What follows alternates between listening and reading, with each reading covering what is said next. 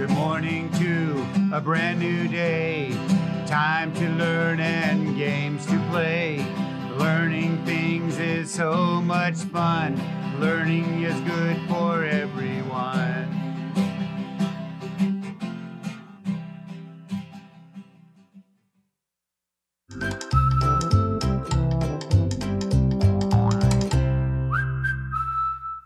Hello, early learners, and welcome back to the Art Room, where we are studying the artist Charlie Harper. Now, let's start out with our hello song, and then we'll talk about what happened yesterday and find out what we're doing today. Hello, nice to see you, everyone. Hello, nice to see you, everyone. Hello to you, hello to you, hello to you, hello to me. Hello, nice to see you, everyone. Alrighty, yesterday we made the cardinal, and I let time get away from me and I barely finished it, but I brought it and put it on the chart today so you can see it right out on the corner. I didn't add the footprints or the sunflower seeds yet, but here he is, and he's standing there with his striped tail and his wing feathers are drawn, and I put a little orange on his beak. So if you decide you'd like to do that, you're ready to go. All right, so today we are meeting the robin. The robin is one of the first birds I ever learned as a little girl because they hop around in your yard quite a bit. And you can really recognize them because their chest is red. And they call him or her, because both birds have that coloring, Little Robin Redbreast. And we're going to sing about it. And I wrote this song and I wanted to tell you because when a bird builds its nests, a lot of what they put in there are sticks. And the sticks are kind of sharp. So when they go to sit on the sticks, it doesn't really feel that comfortable. So you find that birds will find grasses or little pieces of shredded paper or things like that. And this bird is putting a heart-shaped piece of newspaper in the bottom to make the bottom soft. And there's a little picture of a bird on it that must have been an ad in the newspaper. So here is the song, and it goes like this. Which bird is this, the robin I love best? He's adding a newspaper heart to soften up his nest. And I want you to see that his body is like a half circle. And his head is like a thumbprint with a little gray collar around it that's like a triangle. And its wing is a rounded triangle, and its tail is another kind of flattened triangle. So I'm going to bring this down to my desktop to use it as our inspiration. Come on, Robin. Now, I also wanted to tell you a little bit more information about Charlie Harper.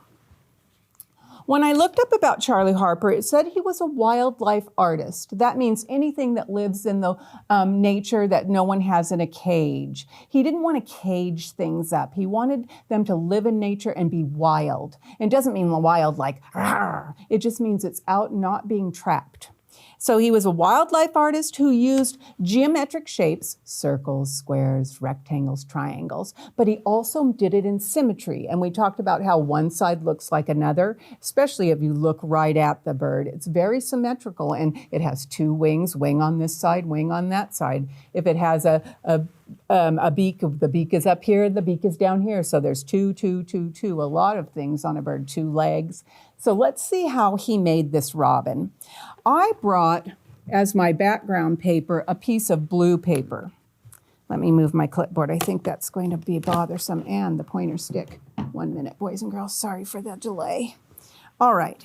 So I have black because you can see on his wing, he has kind of a blackish, grayish wing. His head, see how it looks kind of like a thumbprint if you draw around your thumb, depending on how big your bird is going to be, because everybody will make theirs a different size, I'm sure. You see, I have the red for its red breast. I have gray for its little gray scarf, and it has kind of a gray back and tail with a piece of black on it, but I might draw that with my black permanent pen. I brought two kinds of gray because I saw one darker gray and one lighter gray. So we'll see. And its eye is white, so I better get a piece of white out of my box of papers and have it up here, how we make a white eye. All right, let's start out by making the half circle body. Now I can just cut mine. If you want to put the edge of a paper plate or something on there to make it be a certain shape and size, you can do that. But I'm just going to cut it. And if you want to be like me, just you cut it too. Just be brave. And I'll put it on this piece of blue paper so you can see where I'm going. Now, I need to look at my inspiration right side up so I can see, boys and girls, but I'll keep turning it back and forth to you. That's the body part, and then I'm going to do a gray head. So I have to see how big the head will be so I can do my thumb like that, and I see it is. So I will put my thumb on here, and I will cut around my thumb and see if that head size is the right size. I can put it on here. Oh, I made it a little too big, so I will make it smaller and just trim it down. There, well, that looks pretty good. Put it on its back like that. Pretty good. And then I can just use it with my black piece of paper because you can see where the gray scarf is, where I put that, but I have to make this part black. So I'm going to put glue on my head from this little point and all over that curved thumb part. And I will put it, oh, I think I put the glue on the wrong side. Nope, I didn't. And I will put that on my black piece of paper and have it be down. Then I'll just trim around it to make the head. If you think that you need to just cut out the head a certain way, if you want to just keep it gray, that it seems too hard to keep doing the other pieces, you can do that too. But look how that happened. When I cut around it, made a perfect one. And we know that his wing is a triangle, so I'm going to put it on his body and just do a rectangle first so I have the size. You know, if this gets going fast, I heard Miss...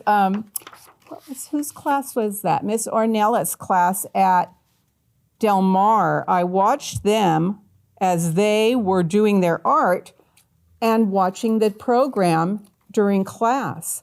So what she did was she would play it, but then when they got behind, she just paused it and let them work on the piece that they seemed to be going too fast. So you can do that too. Just stop the video, pause it, and come back to it. I'm going to put the wing on so I don't lose it. And I think I'll glue the head on so I don't lose it. There. All of it's coming together. See my bird? Now it looks like I need its gray tail with the black lines on it. So I can just put it on here and measure how long I want my tail to be. And if this is a time where you want to use a pencil, this might be a good time. Let me look at my inspiration so I can see. It goes up from its bottom straight up. So I'm going to put it here, and from its bottom, I'll just go straight up. Then it curves back down in a triangle to the back of it and meets up with the little scarf. So I'm going to draw down, make a dot to where how far down the bird goes, and I can just cut it down. I said, well, how far does it need to go? Well, right there. And since it goes in the back of the bird, I can just cut it off and then put it there. I bought this book that shows you how to draw these kinds of birds, but when I went to the mailbox, it didn't come when it said it was going to come, so I couldn't bring it today. But I will bring it when it comes in the mail. It said it was going to come on April 28th, but it didn't. And I thought, oh, well, I guess I'll have to wait for it. Okay, boys and girls, I'm going to put the orange beak on and draw the black marks on it because I think I'm finished cutting and pasting at this point. Get out of here, you people. Where did I put my little orange piece of paper? Is it hidden in there? Oh, I can see the scraps right here. And you know the beak is just a triangle. So I'm going to cut a long skinny triangle, put it on its face, and I notice too long. But if I scoot it up behind its face, it looks good.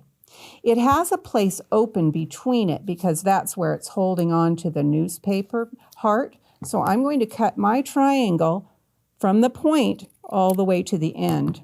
And then in front of its face, I will put glue stick and slip it in there so I can see exactly how far down I need to make it. So I put that little beak there. I put this little beak to match it. And that way I can put the little newspaper heart on the bird's beak. I need to put a little more glue. It's sticking to my finger instead of the paper. And you can see in back of my bird all the places where the pieces are meeting. Let me show you the back. See how I have that overlapping? But when you put it down on my paper, you don't see all those pieces in the back. I am going to cut out its eye and put the black dot in it. So let me get the white paper and measure how big a piece. And I look and say, I hold it up to my bird's face so I can see how big a piece I need. That's about right. And I will cut the corners off, just like we learned how to do for the human eyeballs when we've been doing art in the past. I'll put the glue on it and get my permanent pen ready to make the pupil inside the eye with a round circle.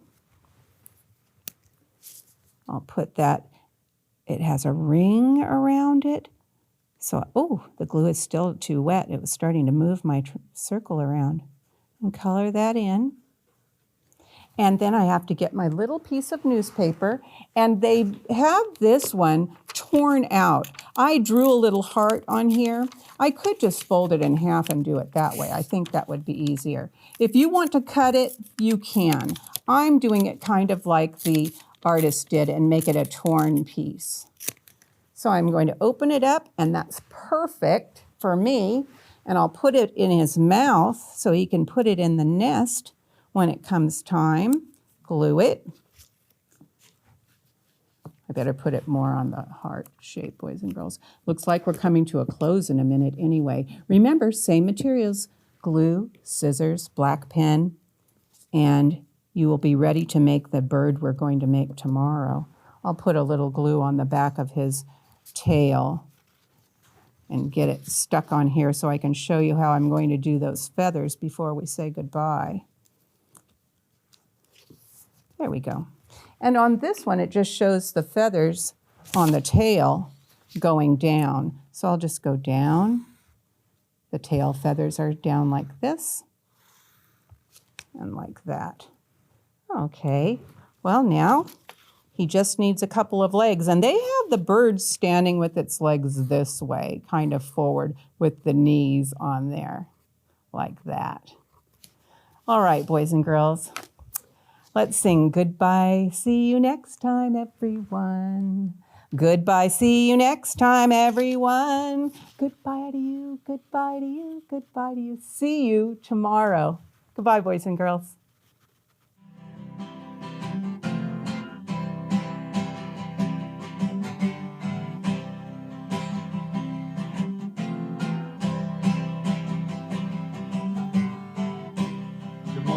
To a brand new day, time to learn and games to play. Learning things is so much fun. Learning is good for everyone.